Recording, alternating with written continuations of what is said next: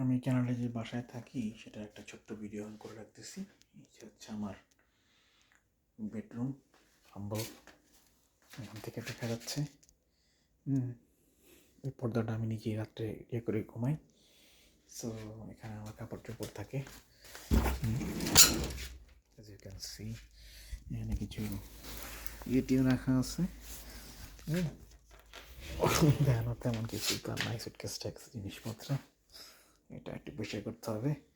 এই তো, তারপরে এটা হচ্ছে এখানে এক রুমমেট থাকে, এটা স্টোর রুম, এটা হচ্ছে বাথরুম। সুষ্ঠুভাবেই কাজ চলে যায়, কোয়াইট কমফোর্টেবল হিয়ার। হ্যাঁ, তো এখানে ময়লা ফেলে আমরা। আর এটা হচ্ছে রান্না করার জায়গা, এখান থেকে রান্না করি। এই তো একটু কমন রুম, এখানেও খাওয়া যায়, ওখানেও খাওয়া যায়।